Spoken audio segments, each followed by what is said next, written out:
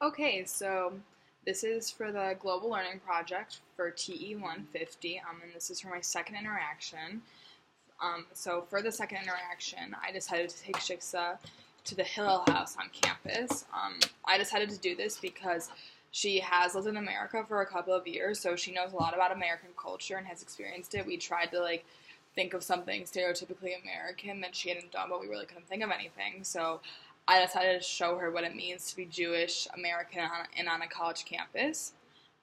So before the event, I was excited to show her the Hillel because it is a really cool resource on campus for Jews, and it has a lot of cool events that not a lot of people actually know about.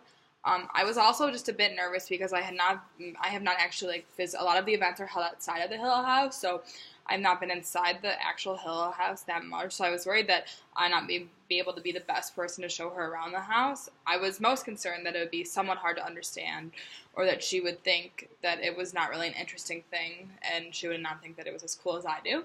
But actually during the event, she was super engaged. We walked in and we kind of looked like two lost animals, and we ended up actually getting a tour from the Hillel staff, and they showed us around the house and explained the kinds of programming they do. She kept asking the tour guide questions about how Hillel interacts with other religions on campus, and I thought this was really interesting because it's not something it was a really good question, and it's not something I was really thought she would get out of the visit. And they had really interesting answers, a lot of different ways the different religions on campus and religious organizations learn how to coexist. She asked about the different types of events, and they told her about Shabbat dinners and Sunday brunches, but also there's more specialized events. Right as we left, there was a Jewish women's event that we didn't end up going to because we had other things to do, but there's a bunch of kind of events. So during the interaction, I was kind of uncomfortable at first because it was sharing a part of me, and I was worried that she would not fully understand or respect that part of me. But as the event went on, I realized that even though she is from a different culture, that does not stop her from being able to appreciate aspects of other cultures and how they can be applied on a college campus.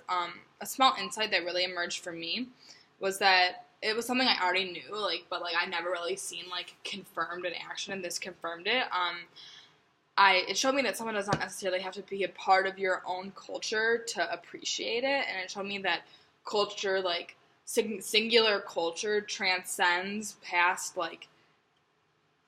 they can move through different aspects, and people can take parts of some culture and make it part of their own culture. That it's permeable, that it moves, they can move freely. That boundaries can be transcended and appreciated by humans no matter where they come from, just solely because they are human, because they have a brain. Another thing that really stuck out to me was how this could extend and connect to education.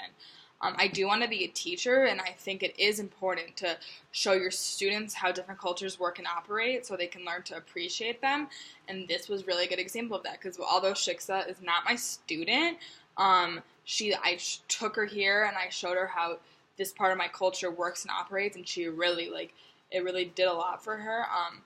And so how this could be applied to learning is I could take them on some sort of immersion field trip, the one Shiksa and I went on, and that could in my mind that could only really produce just amazing results. So overall we had a really good second interaction, and I am looking forward to finishing the project. Kind of feels like we're in the home stretch. So I did a good job. Thanks.